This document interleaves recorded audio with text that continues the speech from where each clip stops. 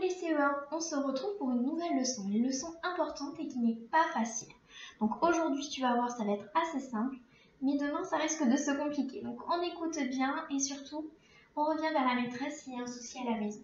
Alors, on va parler de comment poser une soustraction. Donc on a déjà appris ensemble à poser une addition. Une addition, je te rappelle, c'est quand on a le signe plus, quand on ajoute les choses ensemble. Donc pour poser une addition, on a appris qu'il fallait 3 colonnes. La colonne des centaines, la colonne des dizaines et la colonne des unités. Donc je commence par bien poser mon addition, c'est-à-dire inscrire les nombres correctement dans mes colonnes. Donc 245, dans 245, j'ai 2 centaines, donc je mets 2 dans la colonne des centaines, j'ai 4 dizaines et 5 unités. Donc comme tu peux le voir, j'ai bien fait attention à placer chaque nombre dans la bonne colonne. Je ne mélange pas les dizaines, les unités, je fais bien attention, chacun chez soi. Donc je vais faire pareil avec 538. Donc 538, j'ai 5 centaines, 3 dizaines et 8 unités. Donc maintenant, il va falloir calculer. Donc je commence toujours par calculer les unités. Rappelle-toi, on commence toujours par les unités. Donc 8 plus 5 ou 5 plus 8, ça va faire 13. Donc 13, je pose 3 et je retiens 1. Tu te rappelles les retenues. Donc maintenant, je compte mes dizaines. 4 plus 3, ça fait 7. Plus 1, ma retenue, ça va faire 8 dizaines. Et les centaines, 5 plus 2, 7. 783. Donc ça, c'est ce qu'on a déjà appris à faire. Donc maintenant, nous allons faire la même chose avec une soustraction. Une soustraction, c'est quand j'ai le signe moins, tu le vois ici. Donc au lieu de rajouter, je vais enlever des choses. D'accord? Donc, ça va être le même principe. Pour la poser, c'est exactement pareil. J'ai toujours mes 3 colonnes, centaines, dizaines, unités. Et ici, comme tu vois, au lieu d'avoir le signe plus, j'ai le signe moins. Donc je vais ranger mes nombres d'abord dans les colonnes. 459, c'est 4 centaines, 5 dizaines, 9 unités. 226, c'est 2 centaines, 2 dizaines, 6 unités. D'accord? Jusque-là, tout va bien. Alors maintenant, je vais devoir commencer avec mon calcul. Donc, je vais m'occuper d'abord de la colonne des unités. Donc, la colonne des unités, j'ai 9 unités. On y va, on va les dessiner pour s'aider, comme c'est la première fois. 9 unités. 1, 2, 3, 4, 5, 6, 7, 8 et 9.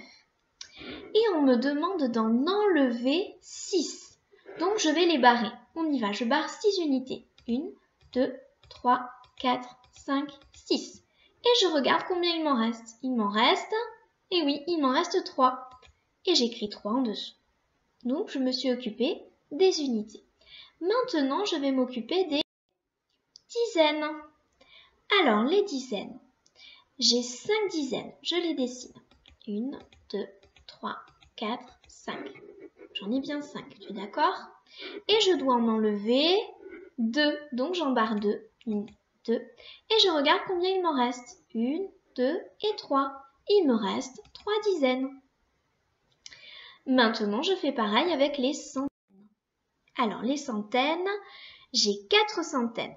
1, 2, 3, 4.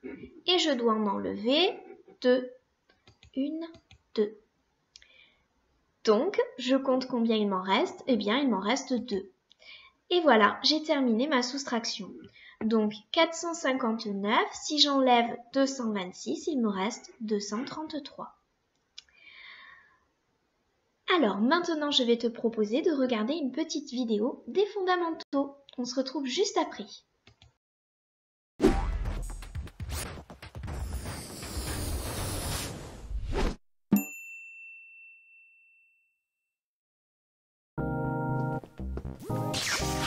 Les aventures de Captain Matt et Supermatic. Aujourd'hui, ballons en fuite. Tout le monde attend l'événement du jour à la foire du Grand 8, le concours de gonflage de ballons. Cette année, le premier prix fait rêver les audacieux, un voyage en ballon. Raoul, champion invaincu des gonfleurs, se présente le premier, avec, comme toujours, beaucoup de ballons. 62 en tout. Qui pourra rivaliser? Papy Oula est venu défier le champion, mais aucune chance avec ses 5 ballons. Raoul va remporter le premier prix. Mais coup de théâtre! La petite Jeanne, très motivée par ce voyage, a gonflé 78 ballons. C'est Jeanne qui va monter sur le podium sous les applaudissements. Mais Raoul est mauvais perdant. Il prétend que Jeanne en a moins que lui. Il revendique sa victoire. C'est au juge de trancher. Sauf qu'il n'y voit pas grand-chose. Tout semble perdu pour Jeanne. Son voyage en ballon s'envole. Et pourtant, elle est certaine d'avoir toujours plus de ballons que ce tricheur de Raoul, qui en a profité pour en faire disparaître 15. C'est une mission pour mathématiques. En route pour l'aventure, Captain Math et Supermatique à la rescousse. Nos héros parviendront-ils à départager les deux concurrents? Jeanne avait 78 ballons au départ et 15 se sont envolés. Combien en reste-t-il? Il va falloir soustraire 15 à 78. Nos héros sont prêts à poser la soustraction 78 moins 15. Supermatique place le premier nombre, 78, puis le deuxième, 15, en dessous, en alignant les unités et les dizaines. Ensuite, Captain Math lance son super moins et sa méga barre. Il commence par soustraire les 5 unités de 15 aux 8 unités de 78. 8 moins 5 est égal à 3. Puis on s'occupe des dizaines. 7 moins 1 est égal à 6. On trouve donc 63. Comme Raoul a 62 ballons, c'est Jeanne qui gagne d'1 ballon. Heureusement que Raoul n'a pas su compter. Mais il n'a pas dit son dernier mot. Il ne s'attendait pas à ce genre de voyage en ballon. Bravo, Captain Math et Supermatique. Mission accomplie. En route pour de nouvelles aventures.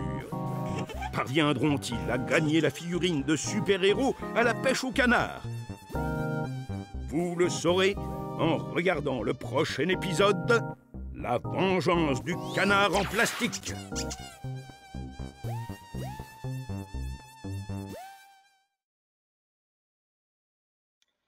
Alors, on se retrouve après cette vidéo, j'espère que tu as bien compris. Maintenant, c'est à toi de jouer. Donc, voici 3 petites soustractions que tu vas essayer de poser sur ton cahier. Pense bien à faire les 3 colonnes. Tu mets sur pause et dès que tu as fini les 3, bien tu peux regarder le corrigé qui est juste après.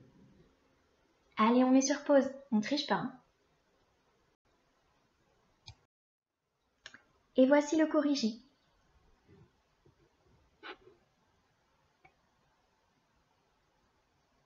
On se retrouve demain pour reparler de ces soustractions posées.